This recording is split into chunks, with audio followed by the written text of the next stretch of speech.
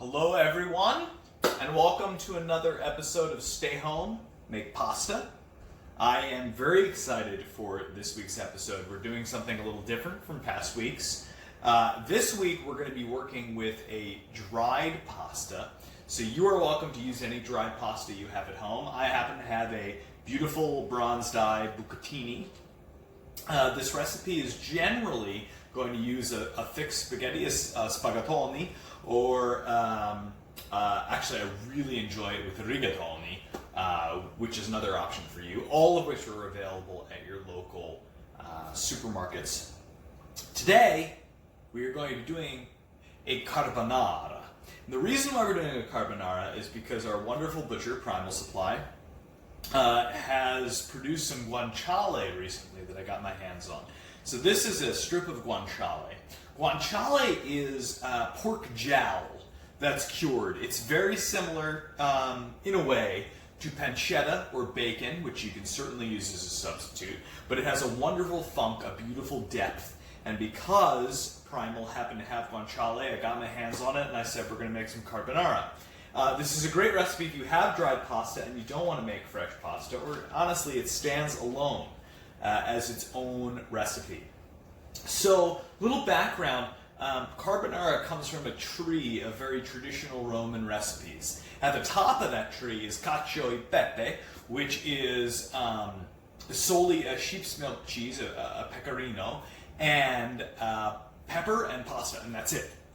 And down that line, if you start with cacio e pepe and you add guanciale, you get griscia, which is basically cacio e pepe and guanciale added to it.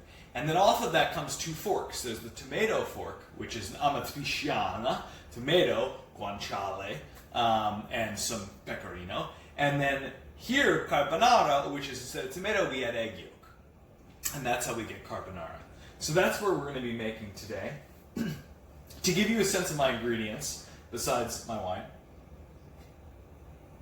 I have in this large bowl, which is where all the action is going to take place. We're not finishing the pasta on the stove, although I do have a boiling pot of pasta, salted pasta water ready to go, very important. We're going to be finishing in this bowl because of what's necessary for the emulsification so that the cheese doesn't split. I have in here 25 grams of pecorino and 25 grams of parmigiano. Use whatever you have, but that's what I have in here that I'm working with. This is going to be combined with 4 egg yolks, which we're going to crack open in a bit, and some pepper. We're going to whip that together. We're eventually going to slightly cook it over the boiling water in order to make sure that it's safe and delicious. And then to that, we're going to be adding our pasta and our guanciale. I want you to make sure you have cream on hand, and I want you to make sure you have garlic on hand. And then once those are on hand, I want you to throw them to the side, because this recipe does not call for any cream or call for any garlic. That's not how you make carbonara. That's not what we're doing today. That's not what you should be doing at home. We're going to make a very traditional carbonara here. So, let's get started. I'm going to start with the guanciale, and I'm just going to be cutting this into strips. Now, you can cut this pretty much however you want. It is very, very similar to bacon or pancetta, as I've said before, and that's why those are perfect substitutes. But the jowl of the pig does have some wonderful, funky qualities to it. And we're going to be using not only these lardons of guanciale, we're also going to be using the beautiful, beautiful oil fat that is rendered off of them. And that's going to be part of the dish. That's going to be folded into our, I think it's called a zabaione. I might be making that up, but it could be true, who knows. That's made of the egg yolk and our cheese. So I'm going to slice these bits in there. The ideal ones look like that. I don't know, about 1 inch plus long, couple, maybe 1 centimeter thick. That's what we're going for. But it's, you know, anything will work. You just want to make sure they're somewhat uniform so that they cook around the same amount of time. So these are already over my stove, which you'll see in a little bit. And this is important because prep is critical to a dish like this, which all comes together fairly quickly once you have things prepped properly. So I already have my salted pasta water boiling. I already have a pan charging on heat, gaining heat, getting ready for this guanciale, so that everything is not halted when you're ready to go. You want to make sure, and this is a great rule of thumb generally, that you prep everything in advance so that once you are ready to go, so are your tools. So we've got this amount of guanciale. This is about 200 grams of guanciale. We've got about 250 grams of pasta. It's 200 grams of guanciale, 250 grams of pasta. And note the guanciale is going to reduce down a bit because of all the rendered fat. So that's not the amount we're going to eat in the end. And then in addition to that, we've got our 50, 25 and 25 grams of cheese, pecorino and parmigiano. And we're also going to have our 4 egg yolks. So, guanciale is chopped up. I am now going to get my egg yolks into my bowl here. I'm going to leave that there. I'm going to have a sip of wine. Because we're quarantined, and who doesn't need a sip of wine? So, into my bowl, I'm going to get my trash can ready. I'm going to add my egg yolks. So, this in Bologna, this is the way they crack eggs, and I love it. So you hit them together, and only one ever breaks. So that's the one that broke. So I take this, I'm going to get rid of my egg white, and just keep this beautiful yolk. Boom. Okay. This time this one broke. I'm going to get rid of my egg white and keep my beautiful yolk.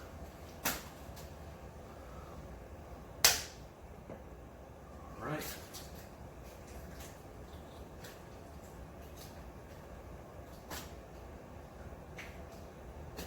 Okay, one more to go. This one will do on the surface itself.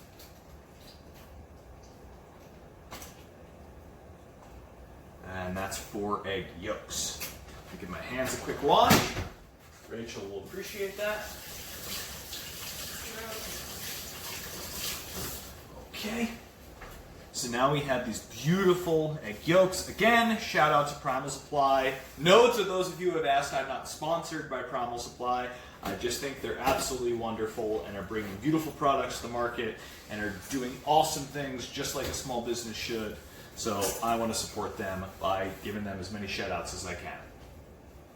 Alright, so we've got our 4 egg yolks, which I'm now going to add to my cheese. And I'm going to make sure I get all of this beautiful yolk.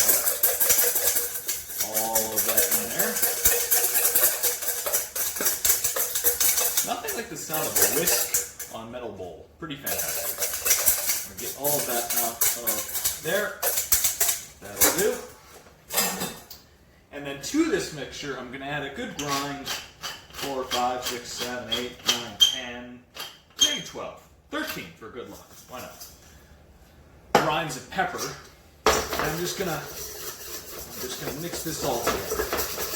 Mix this all together until I have a beautiful combined mixture of yellow yolks and gorgeous cheese and some fresh, wonderful pepper. Alright, so I'm going to leave that just to the side for now. Now, I am going to move into the stove action. So we're going to shift over to the stove, and we'll show you what we're putting together. Alright, guanciale into the pan. I'm going to spread this out to make sure it gets lovely and brown and reduced. No oil in the pan, nothing. There's enough fat, as you can tell, in this guanciale that it will render and produce beautiful fats in the pan. We don't need anything else. So already our water is boiling for the pasta, which is wonderful. So this prep is important. You want to have your boiling water ready, or else your timing's going to be off. You're going to be waiting 15-20 minutes for your water to boil when everything else is ready. And as I said, this all has to come together at the same time. So we have our zebaglione all together, ready to go. And after we add our pasta to our pasta water is when we're going to be cooking this over top of the water like a bagnomaria, which is a water bath. We're going to be doing that so that we cook this through, make it a little smoother, and then it's going to emulsify with our pasta really effectively. So we've got this on high, we've got these coming along. You can already see they're turning a little translucent. If you get up really close here, you can see that the fat, especially, is starting to render. It smells amazing. Beautiful, beautiful guanciale, all coming together there. And as I said, we're going to be using a little of the fat in addition to the lardons of the guanciale itself. So my pasta, I'm only going to want to cook, and I'm going to come back over here and a little sip of wine. Salute. I'm going to grab my handful of pasta.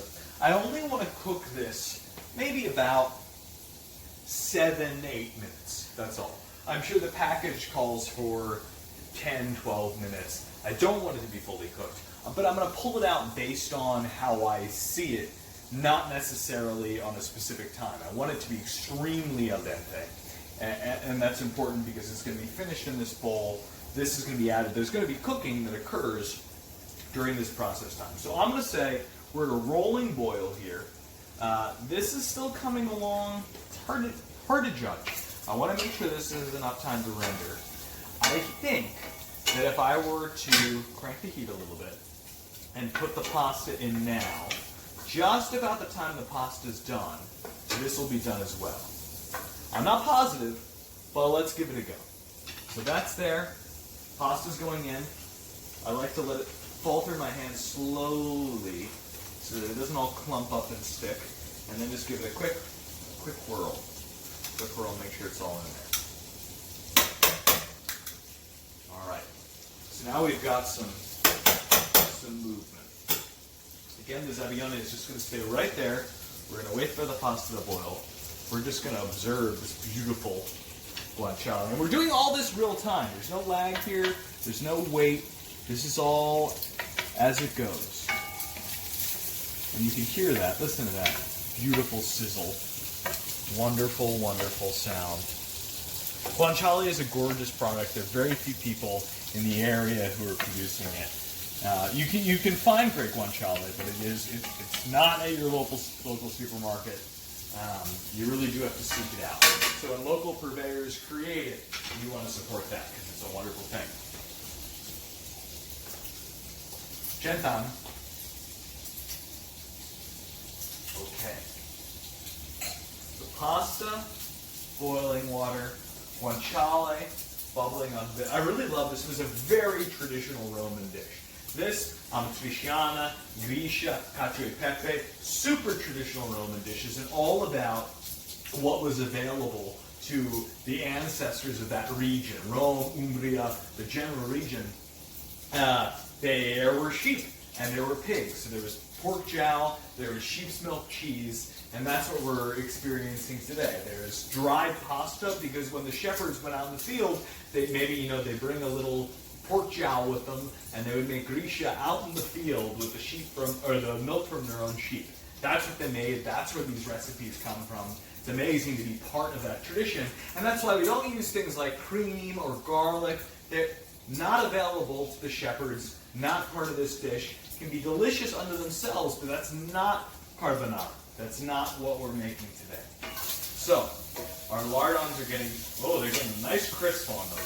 And this smells so incredible. It's not just your normal bacon smell. Oh, it's got funk to it. It's wildly good. So we're going to let that reduce down. You can see how much fat has started to render in here. As we get a little brown on these, we just let the fat continue to render. And that is what we want. That is what we want there. I have to give a special thank you to Rachel right now for filming this because she hates the smell of guanciale, but is putting up with this for the sake of me and of you and of culinary glory. That's what she's doing right now. There you go.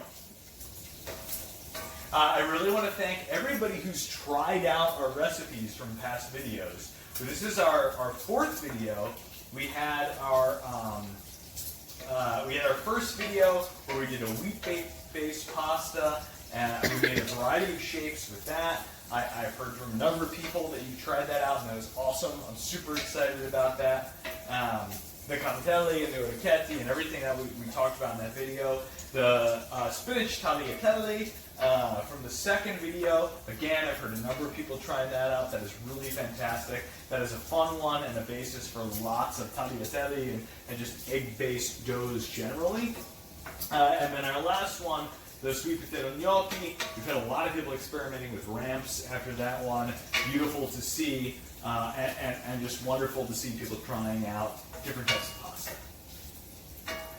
All right, so we are still cooking here. We've got a great sizzle on this guanciale. It just looks incredible. It looks totally incredible. We're really cooking it down. We don't want it to be the kind of crispiness like in bacon where it just falls apart and you crunch it and it's gone. No, we want it to have some heft to it without anything being raw. That's the goal. So we're going to check out our pasta here. The pasta is looking like it's coming together. It's coming together. I think the most important step right now is another sip of wine. Salud.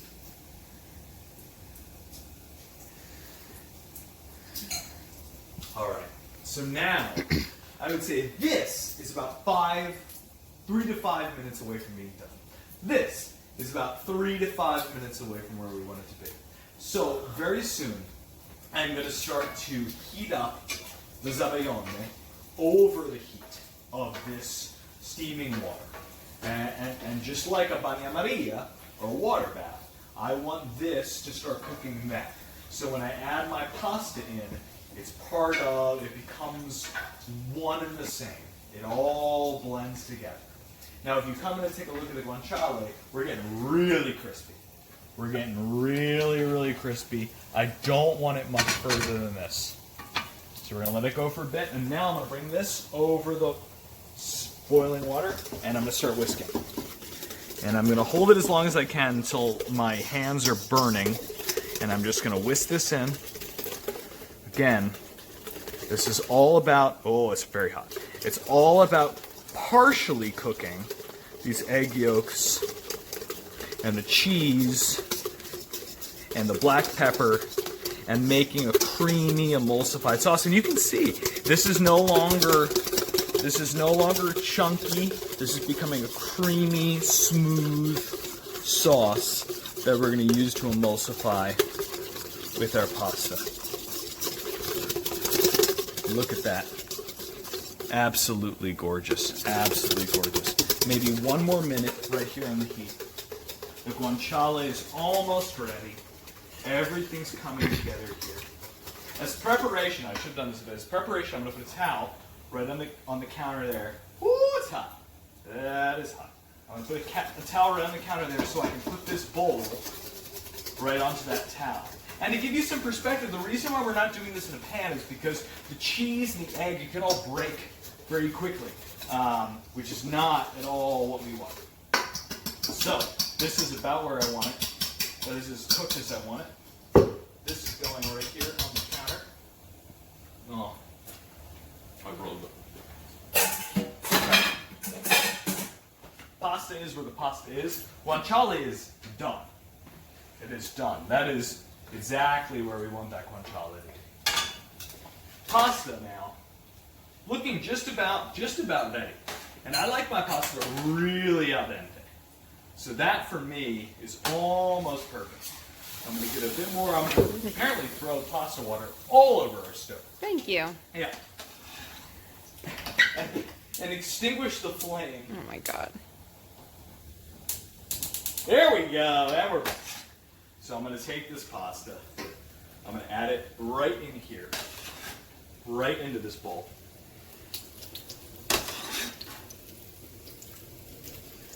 Oh yeah. That is right into the bowl.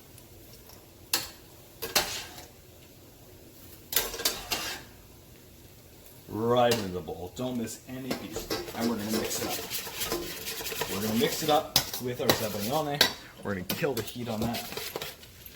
And we're going to start to emulsify right here. Oh yeah. We're going to add some pasta water. I'm going to grab my ladle. We're going to add a little bit of pasta water. Boom. And we're going to keep it going to emulsify as much as possible. And you can see it's starting to get very creamy. Very, very creamy. The cheese is melting. Everything is coming together.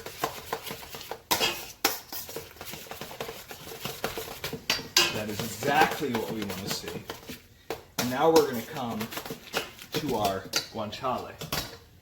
The spray, carbonara over everything, which is fair. There could be worse things. There could be worse things. So I'm going to get all of this guanciale. I'm going to let the fat pour to the bottom, and I'm just going to push all of it with a little fat. We want some of that rendered fat in here with our pasta. Oh my God. Look at that. Look at that. It's beautiful.